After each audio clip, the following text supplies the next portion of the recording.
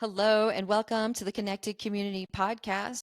Today, my guest is Amber Tolbert, and our topic is understanding codependency and people-pleasing patterns.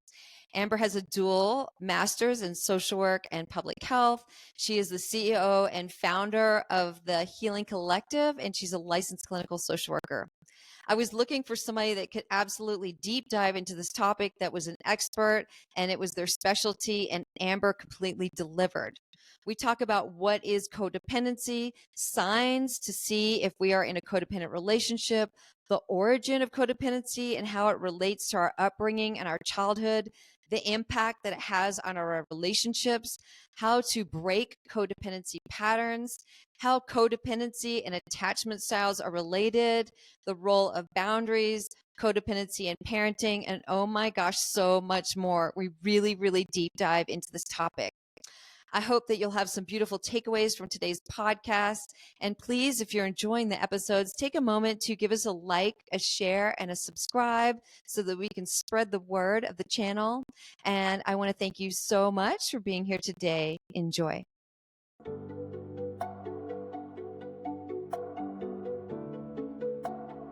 Hello, and welcome to the Connected Community Podcast, a place to explore possibility through mindfulness, movement, and self-discovery.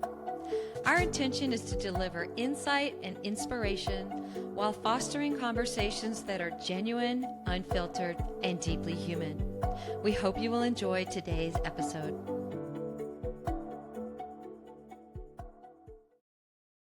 Hi, Amber. Good morning, and welcome to the Connected Community Podcast. Hi, Nikki. Thanks for having me.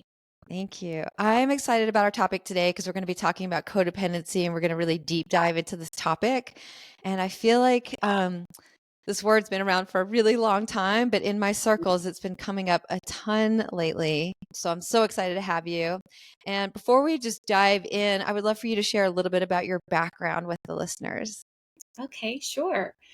Codependency has been around for a really long time. And my journey into, I guess, calling myself an expert of codependency is because I come from codependency, life experience, as well as professional training. My name is Amber Tolbert. I own the Healing Collective, which is a multi-state group practice. We are out of network because we do a lot of, although traditional therapeutic methods, we also do a lot of unconventional healing modalities. So we mix the two, and being able to create a customized treatment model for clients is really important, especially if codependency is a part of their story and what's bringing them in. So I lead a team of 9, and we serve all of North and South Carolina right now. Oh, beautiful. And you have a master's in social work. You're a licensed clinical social worker. I am. By training, I'm a social worker through University of South Carolina, go Gamecocks, and also a Reiki healer, energetic healer, intuitive healer, just combining all the different modalities of healing the body, mind, and soul. Beautiful. Yeah. So for people that are unfamiliar with this term, I have to say, like, I've always known what codependency is, but then recently I was evaluating a friendship and I was like, something wasn't feeling right. It was feeling like a little muddy and I was trying to figure it out. And then I started really wondering, like, what is codependency? Is this a codependent relationship? And really diving into it and trying to explore it. So for people that are unfamiliar with the term of like what it really means, what does it really mean? Yeah. I could teach a week-long course on codependency, so I'm going to do the best I can to get a snippet of it. Codependency is, within my team and my practice, we consider it a soul wound. Codependency is somewhere in my backstory. There was a part of me that for my loved ones, my caretakers, I wasn't enough. Maybe it was the wrong time. Maybe I was the wrong sex. Maybe I was the wrong weight, the wrong color, the wrong eye color. And based on that experience of my caretakers, there is this energetic connection that shifts. Sometimes that's even in utero before I'm even born. And then sometimes in my backstory, that is a generational continuance of a trauma. Yeah. So when I work with people that are suffering with codependency, one thing I share with them is because this is a soul wound, it's a generational pattern. Codependency is also very culturally influenced. So if I'm an adult and I've never experienced codependency, that's pretty freaking amazing. And if I do have an intolerance to it as an adult, that probably means that's not as much of my backstory as it is for other people, because it's a generational pattern. It's a what I call a relationship language. So people that have not tolerated codependency before aren't going to tolerate it very long as an adult today.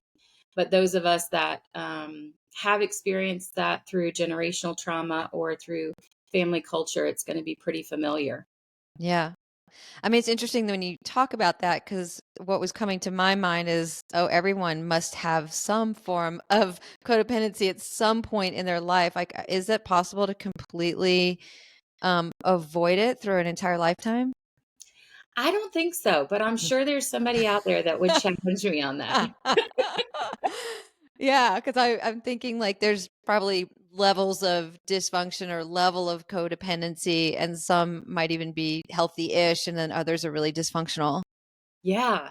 Well, and even when I teach about codependency, psych ed is a huge part of our healing process, because empowerment is we heal ourselves, right? Like there's nothing on the outside necessarily that's going to heal me. So, from a place of empowerment, I always say, thank you, PBS kids. Knowledge is power.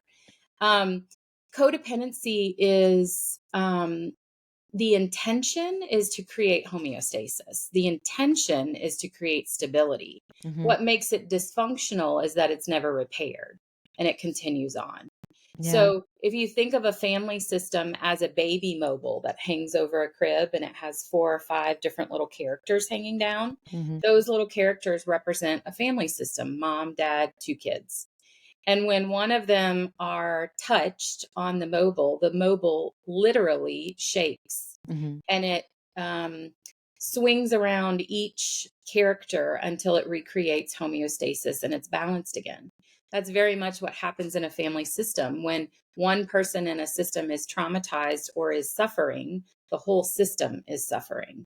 And Mm. so, much like codependency, when we have a family system that's not stable or that's suffering from dysfunction, whether that's grief or loss or addiction or trauma, the rest of the family system tries to recreate that stability. Well, that's codependency. Its intention is to recreate homeostasis. But what makes it dysfunctional is those kids that took on the parentified roles never return back to the child role. They Hmm. maintain those parentified roles. Yeah.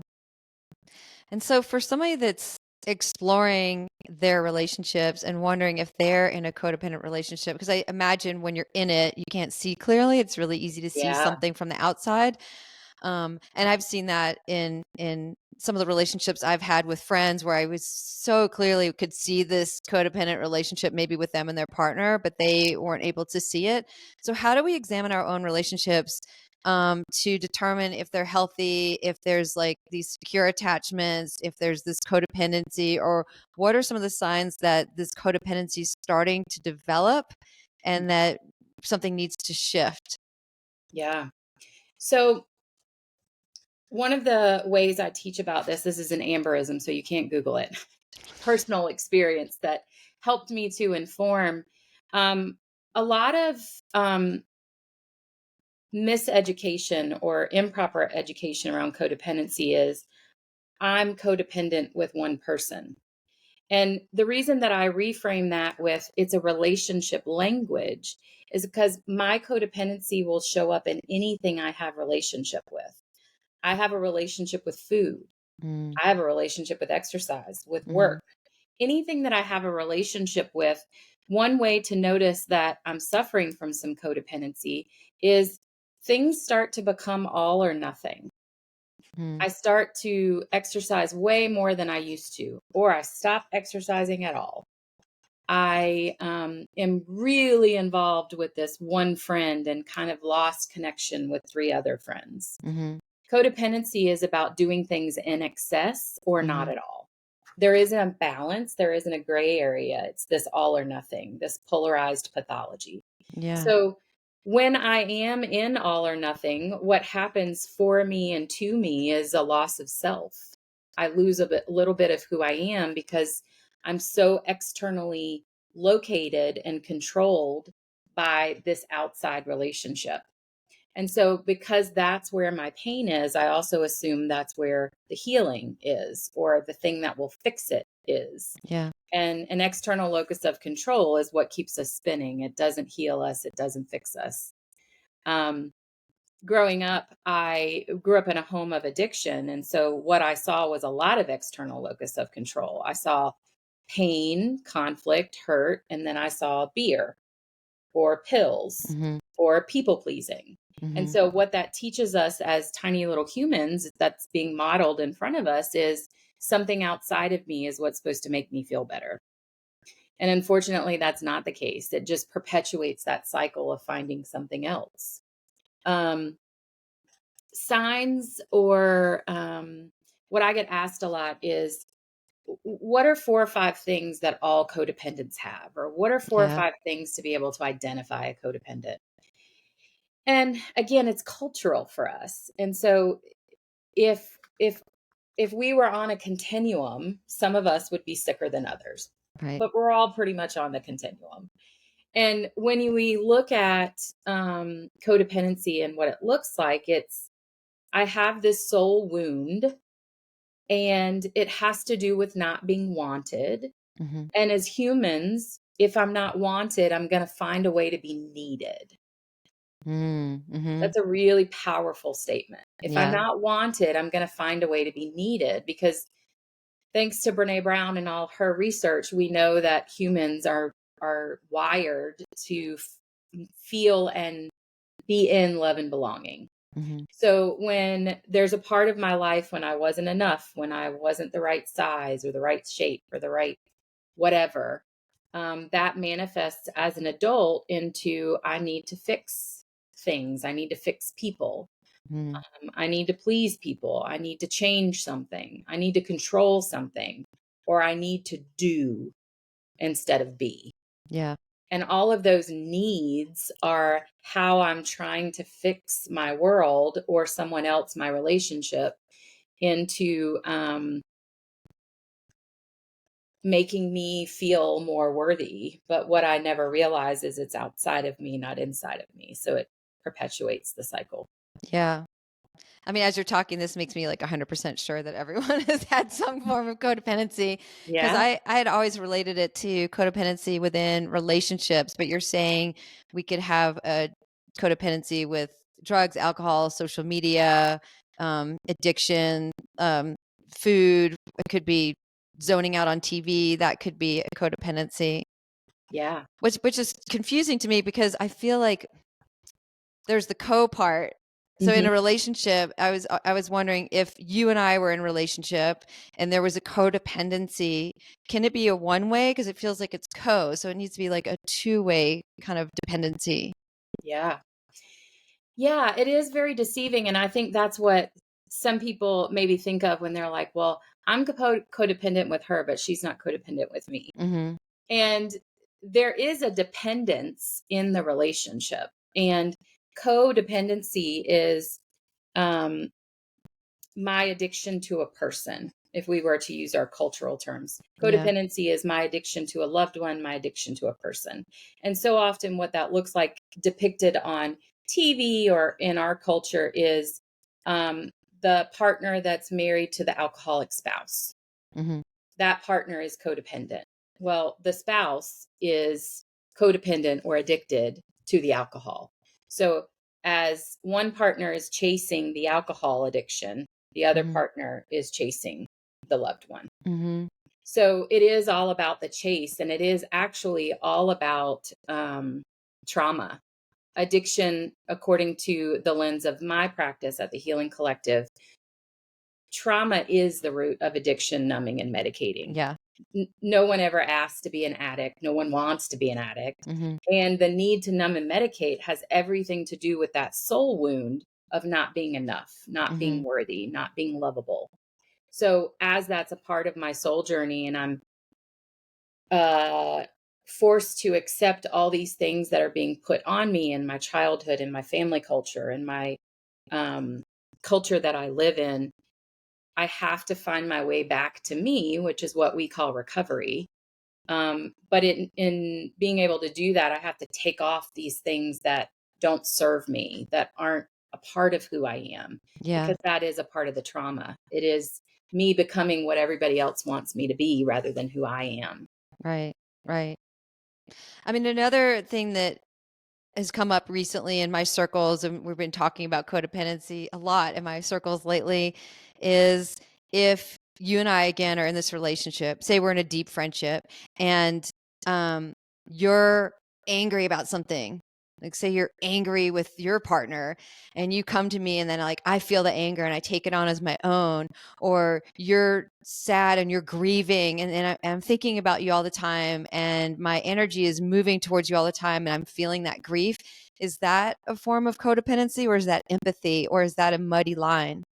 Yeah. Um, the way I'd like to teach that is when I feel responsible for someone else's feelings, when I feel responsible for someone else's safety or protection, that's a dependency. When Hmm. I don't trust you to take care of you, I become codependent, and I believe I need to take care of you because you're not capable of doing it yourself. Hmm. Now, most of the time, that's a parent child relationship. Most of the time, there is this appropriate dependence Yeah. based on a developmental stage.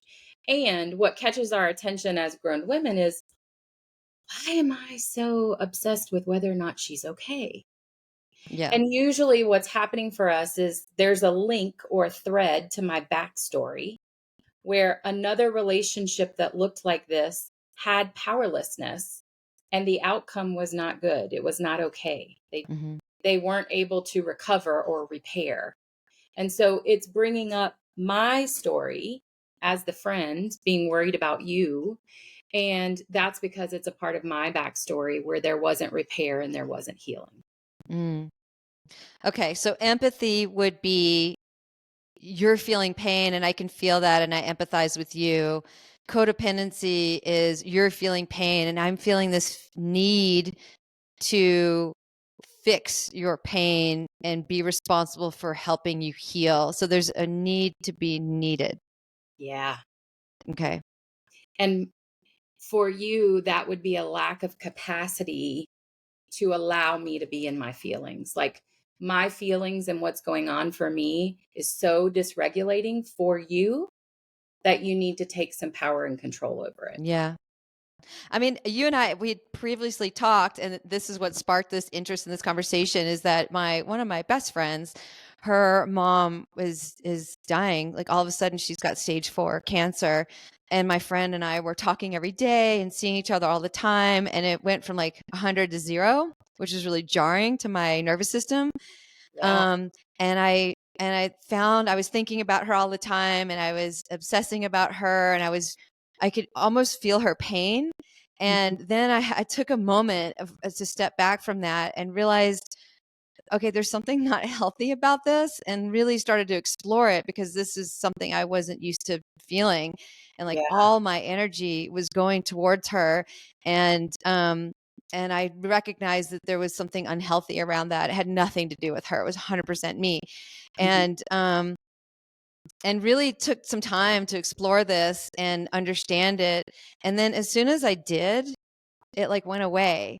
And then I had this conversation with her and I said, I spoke my truth. Like we were going at 100 and we're at 0, and this was jarring to my system. And I just want to make sure I didn't do anything to upset you. And if you're in your process and this is how you're like working through this thing with your mom, like I totally honor that and I love you and I'm fine with that. I just want to make sure that we're okay. And she was okay. And so I did take that step back and I was like, I'm here anytime you need me. I'm here and I'm going to text you and check in. Um, but I'm going to honor this process that you're going through. And as soon as I did that, like all of that dysfunction for me, it was all mine, dissolved. And And later we talked and she's like, thank you so much for honoring my process and for being there. Like she felt my presence and she felt me checking in, and that was important and meaningful to her. And at the same time, I was allowing her process. And through that, I discovered that there was this need to be needed, and like really started to explore what is that about. And I'm still diving into that. But I think that was what got me interested in this topic, and was able to feel this discomfort around somebody else's pain. Yeah. And Nikki, it's such a beautiful example of the baby mobile, right? Like if you and your friend were the two creatures or the two animals on there, she's being affected and you're working hard to balance her.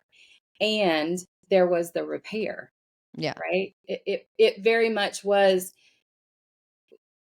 Our culture and our society is when something happens, drop everything and take care of it. It's like all or nothing, Mm.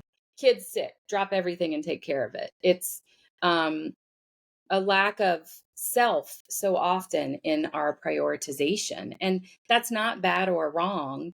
And the intention of codependency in your example fits beautifully, because what would have made it dysfunctional was for it to continue on, whether you guys never talking again or whether you guys staying at 10. Yeah. And your ability to sit in it and feel it and be like, what is going on here? Mm-hmm. Right? Yeah. Like to be with the discomfort, but to own my feelings, that is the relationship with self.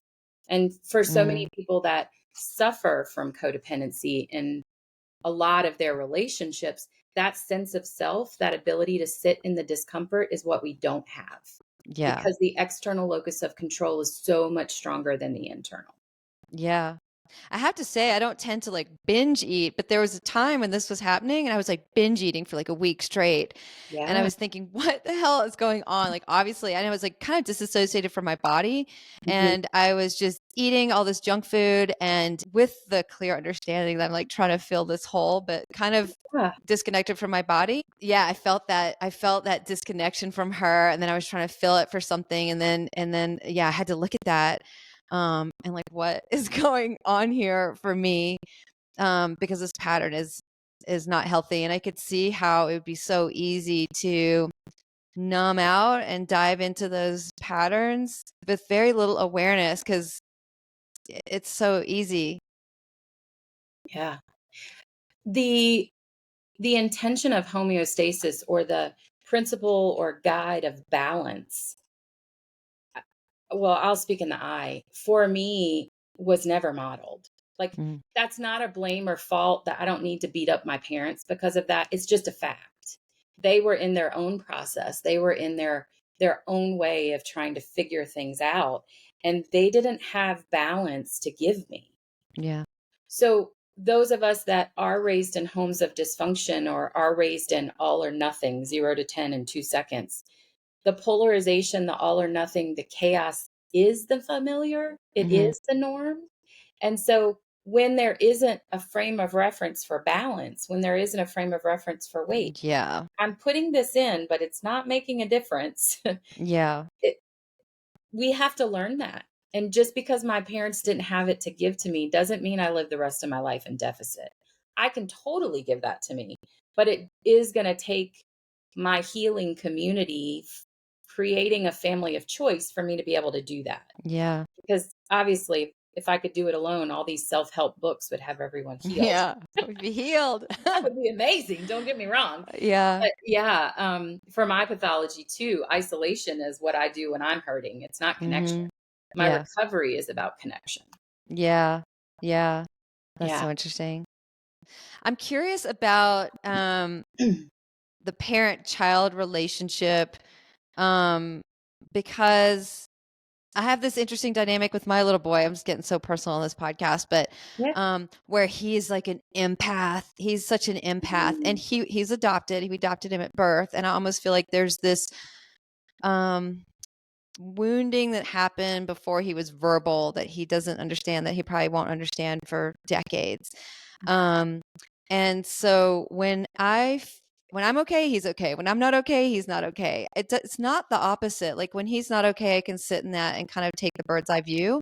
Mhm. Um, and he's such an empath. So even when he was 2 years old, if your kid was crying in a grocery store, he would just feel it and you could just see his whole body change. And Mhm. so, that's where I get into that like ground is like, is it, because I see that codependency on his side. I'm maybe blinded to it on my side. Mhm. Um, because I'm not feeling that, like when he's upset, I'm not feeling that like deep pain within myself, if that makes sense. Yeah. Yeah. Well, and I think this is such a great conversation. We offer free support groups for our clients, and this is one that comes up frequently because the majority of the population we serve is women. Hmm. And how do I tell the difference from being a nurturing mom and codependency? Yeah. Being able to stay in my calm and in my peace is my recovery, Hmm. even when my husband, my son, my daughter, whoever isn't. Yeah. Does that always happen? Heck no. And that is the hope that um, codependency is the ball and chain. He's only okay if I'm okay. I'm only okay if he's okay. Because the reality of that is that's that external locus of control, and I don't have any power over that. Yeah. When it comes to our little ones, they are um, naturally so empathic Hmm. and energetically so available. They don't have all the stuff put on them yet, Yeah. culturally or um, and depending on the the freedom and the permission that he gets in his little world with you and his dad, it might be feeding him and allowing him to be in all the feelings. Like it's Yeah. not bad or wrong because culturally sometimes that is the case. It's Yeah. um 100%. part of my story was stop crying or I'll give you something to cry about. Again, Mm. Hmm. that's what they had to give me Or because boys don't my cry, suck it up, yeah, be a strong boy. yeah, Yeah. my pain was so uncomfortable for my parents, controlling it was the only thing they knew how to do. Hmm. And so it sounds like with you guys, he has lots of permission to be in all his feels, Yeah. all of his um, body connections, Hmm. and not bad or wrong, and is about as mom, my role is to show him how to do it. Yeah. Right? Like, yeah, it's okay to be upset. Yeah. When I hear babies cry, like I get a little sad too. Hmm. And they're just so much more in touch with their feelings and they can access it so quicker because they don't have all what we call this negative narrative or critical parent in the Yeah. brain Yeah. shutting it down. Hmm. So as some perceptions may view that as hard or emotionally labile, I view that as emotional, like Yeah. sensitive, like that's what little ones are supposed to do. Yeah. And 100%. figuring out what to do and how to cope with and how to navigate the feelings Yeah. is what we teach them. Yeah. But it brings me to this concept of the co part of the codependency. So, because I'm not feeling that, like he can have his feelings and I'm not getting wrapped up in them. But if I feel sad or I feel pain or I'm like hurting, I can see it deeply affecting him. So is that codependency if it's seemingly to me one way? Or is that just him being a normal kid? Yeah, that's him being a little emotional body, Little, which is very appropriate for little ones. And yeah. when little ones see mom or dad in feelings, that's their reality check, right? Yeah. Even teenagers or tweens, we as humans go to parents for a reality check. Are we supposed to be okay right now? Or are we supposed Yeah. to be worried right now? And so being in our feelings and expressing our feelings is the only way we teach our kids how to do it. Yeah. And sometimes in those circumstances, I make up, you probably already say this, but mommy's okay, honey. Mommy's just sad for a little bit. Right. Yes, yes, so that he doesn't feel like gaslighting, right? Right. So that what he's feeling is valid and that Mhm. he's picking up on that versus me like, "Oh yeah, I'm fine." And then he's picking up on it and then it's super confusing. Yes. Yeah. That's what fine looks like. Right. What Right. I saw as fine growing up was not fine. Right. Yeah. I mean, even I just came back from like a women's retreat and it was really hard the last day. And he just like came up to me. He's like, "Did you cry?" And I'm like, "I did." And he's like, "What happened?" And I'm like, "Somebody really hurt my feelings." And he's like, "What did they say?" And I said, "They attacked my character." And he said, "That would really hurt my feelings too." And then it like ended. And so it was just validating like his experience of me was real and also validating that my own experience, like that I could have it. Because I think there's sometimes I feel this pressure that like if I'm okay, he's okay. If I'm not okay, he's not okay. And then I need to be okay all the time. And nobody can be okay all the time. No. No, and it's such an unrealistic expectation, especially as we are the teachers. Um, we don't there's I can't think of the creator of this, but there's an author that says thoughts, narratives, almost always wrong. Hmm. Body can never be. Yes. 100%. Yeah. Our heads don't know what's going on. Yeah, and so in our little ones, because I have a 8-year-old and a 6-year-old, like their body is so much, thank goodness, so much louder than their brains, Hmm. and so that being our North Star, it guides them more. Yeah. And so the permission to feel, I think, is culturally what gets shut down a lot in our culture. Yeah. And feelings aren't bad or wrong. Feelings are what help us to define our boundaries. Yeah. They're what helps me know I like that, I don't like that. I feel Hmm. safe here. I don't feel safe here. And using our emotional body to be able to process through things is a gift I think we can give our kids, and Yeah. being able to express that in front of them. Yeah. I love when you were talking earlier because I think so often we forget that we're growing up in a household with whatever that household looks like. It could be clear communication, it could be fighting, it could be ignoring the parents, could be ignoring each other, like avoiding conflict completely. And it can look a million different ways. And so we're all stuck in that bubble for 18 so years, right? Yeah. And then it's not until we leave that bubble of our family that we start to see like how other people interact and how other families are and how to communicate in a different way and how to argue in a different way. And it takes like a lot of time to sort out and differentiate and kind of start to think for ourselves. I feel like that takes a really long time. I would say like a decade plus. Yeah. I completely agree with that statement. And there's also that component of the level of dysfunction that's present, right? Like, Hmm. not about blame and fault, is about fact that the parents in that home might also be surviving. And so teaching surviving is the lesson that's taught, not living, surviving. Hmm.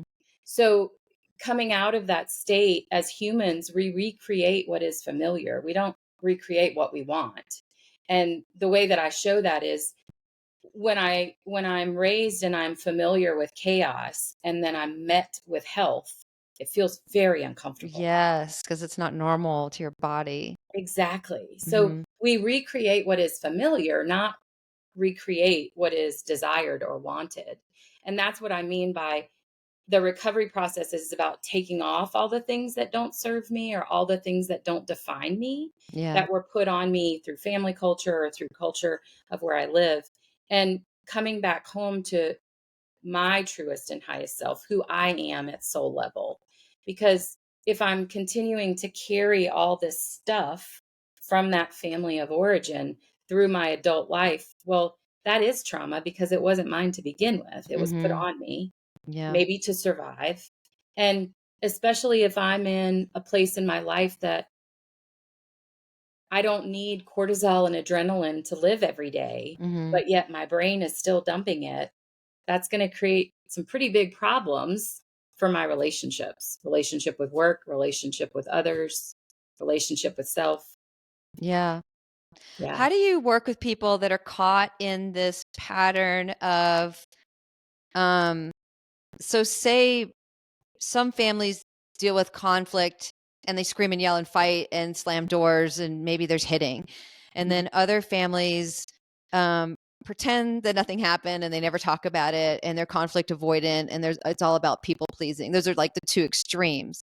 And so when people come in, how do you like work with helping them see these patterns and develop new patterns? I'm assuming like awareness is step one.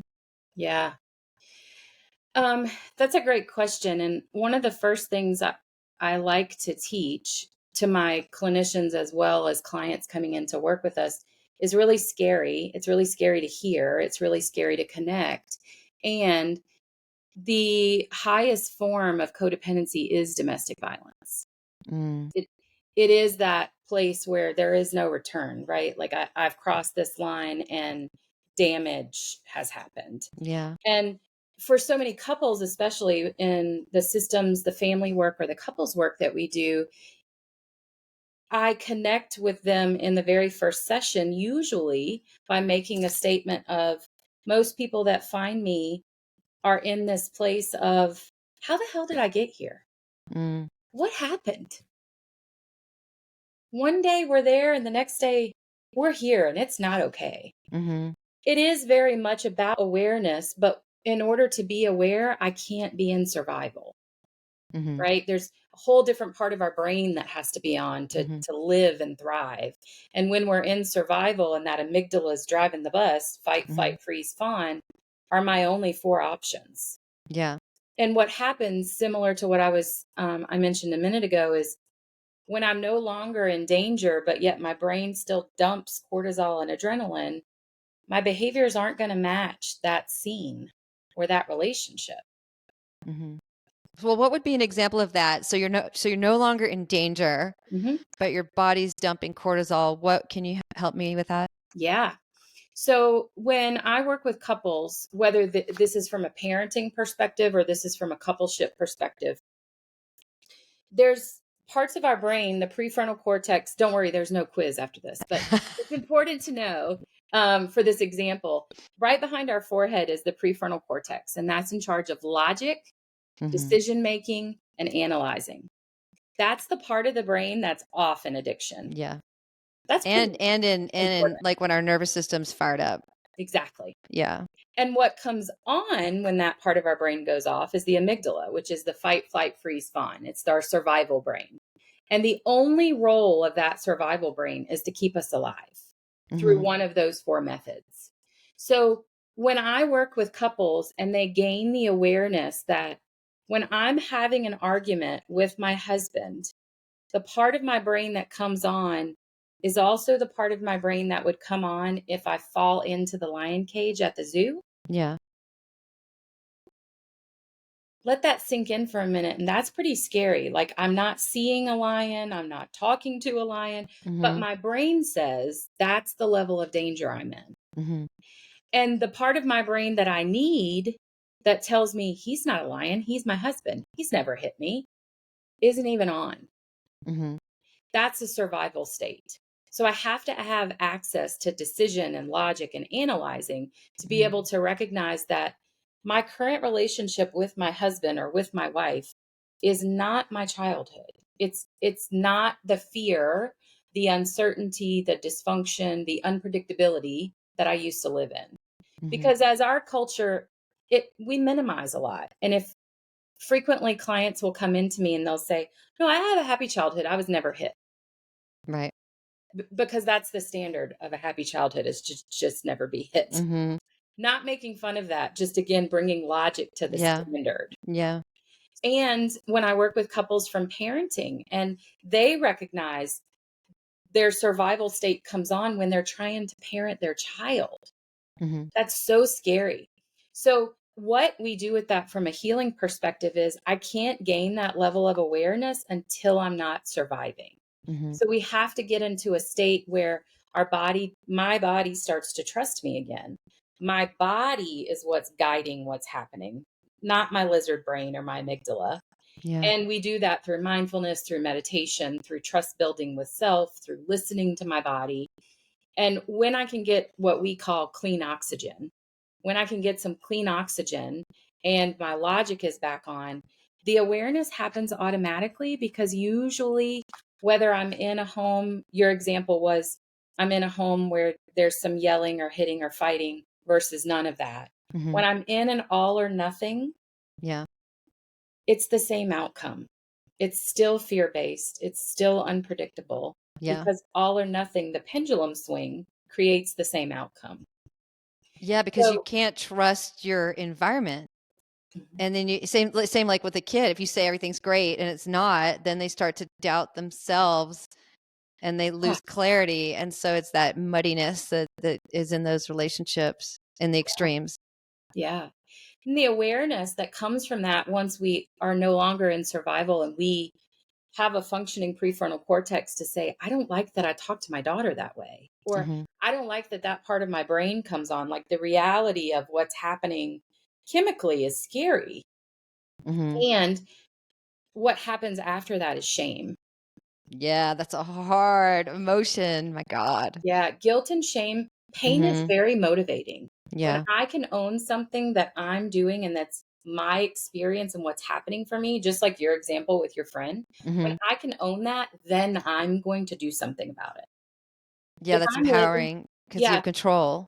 yeah, if I'm living in a survival state, I don't know how to create emotional safety here. And so I'm still surviving and controlling everything out here. I Yeah. don't have the awareness yet. Yeah. I recently got stuck in this moment of shame. I said something to someone with such good intentions and it landed wrong and it hurt her feelings.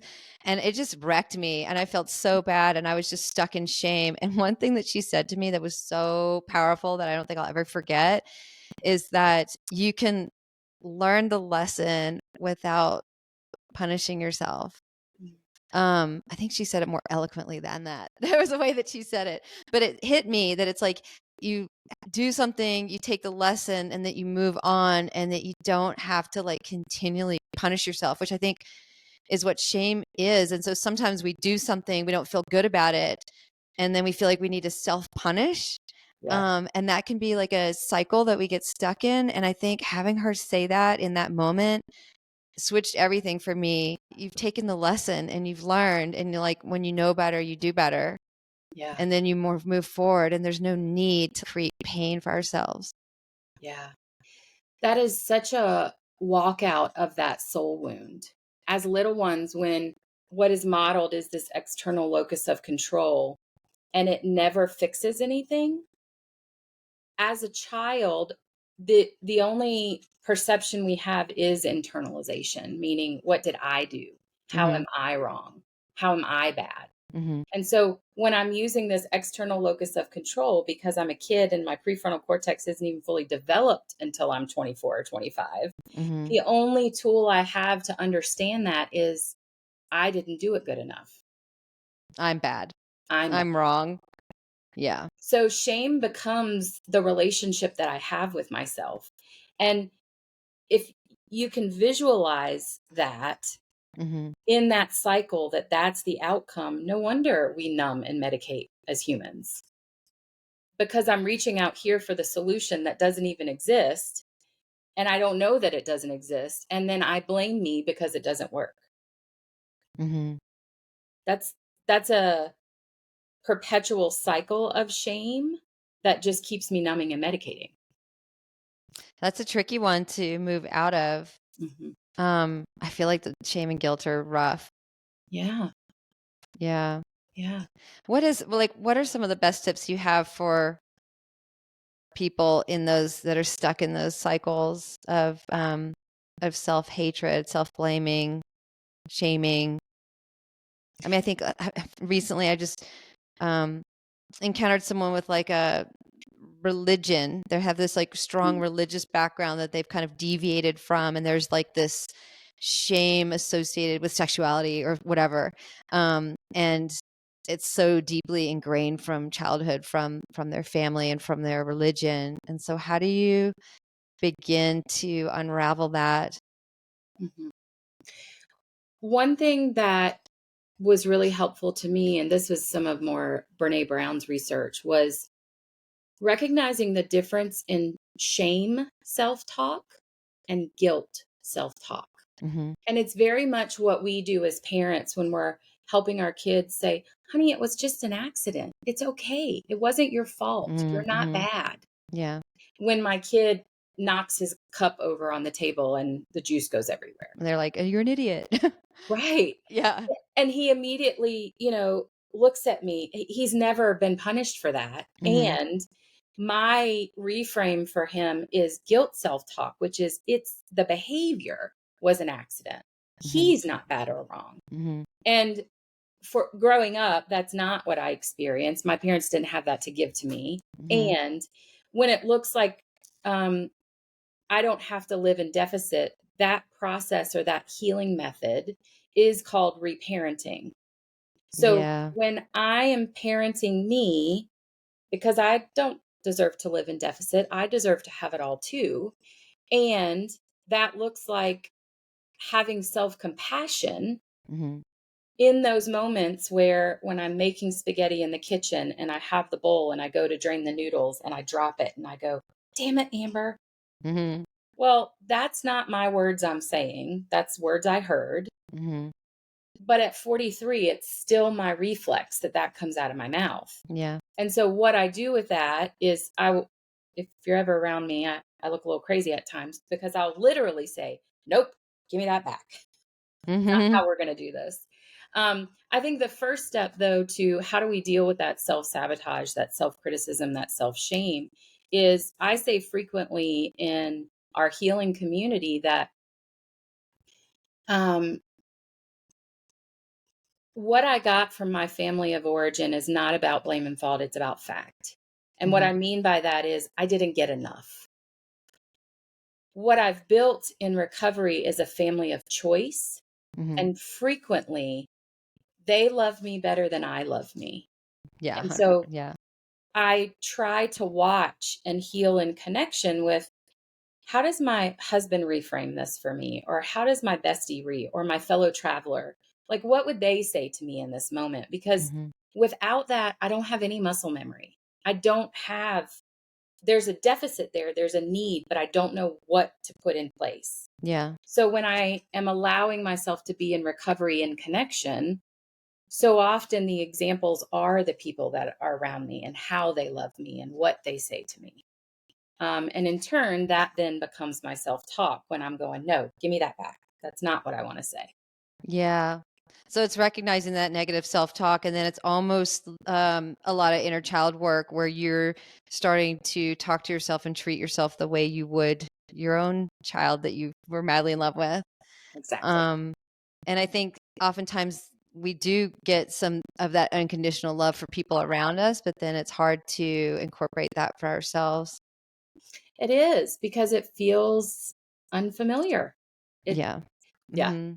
But then the more you do it, the more you're creating these like positive neural pathways, and how those old neural pathways start to disappear as you're creating newer, stronger ones. So it is a yeah, practice. Like it has to be, I think, something that we're diligently working on and can't just let go of.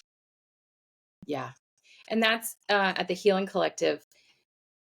We say, my whole team, we're a recovery team supporting other people in recovery. And our culture deems that label, that word, as someone healing from substance use or abuse. And as it absolutely does mean that, Mhm. in our definition of recovery, it's working towards our truest and highest self and accepting all of our shadow pieces along the way.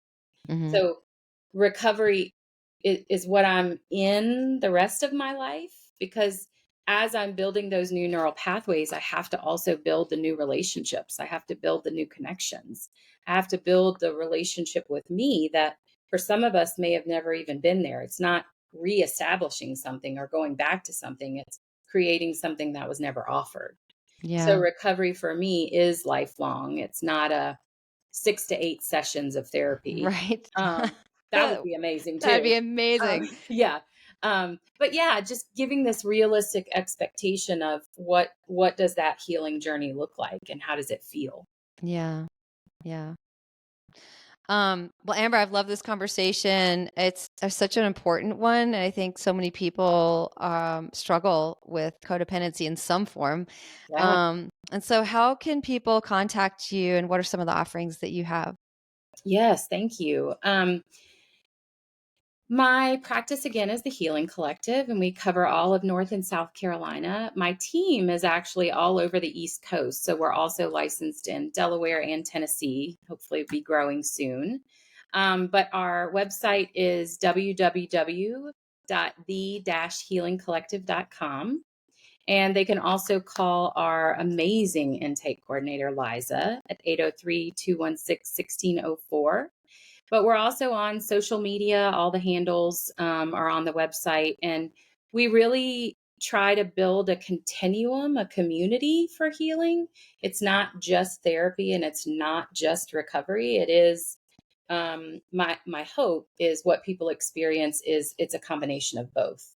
And so as there are some um, areas where we need to build new neural pathways or heal some old wounds through trauma modalities, we also have these really amazing energetic and unconventional methods that also help us become integrated and whole and authentic. So I feel like my dream has come true. We've been in existence. We just celebrated our 12th birthday, Oh, wow. and we're virtual. So people are not bound as much by the zip code or driving into the city or things like that. I feel like I have the highest skill set of clinicians of all group practices. And I know that's bold to say, and I believe it. So I just really appreciate getting to do this with you today, Nikki, and getting to share more about codependency, because I think therapists and clinicians too, if it's not a specialty, there's a lot of nuances and there's a lot of shadow work involved with it. And I love for people to know that just because it was in deficit for you doesn't mean you live the rest of your life that way. Yeah, exactly. Yeah. Yeah. Well, thank you, Amber, for your expertise and your time. And I really enjoyed our conversation. Thank you, Nikki. Thank you so much for having me. Thank you for listening to the Connected Community Podcast. If you enjoyed today's episode, please like, share, and subscribe. I can be found at www.nikkiyoga.com, NICKYYYOGA.com. Until I see you again next week, I hope you have a beautiful day.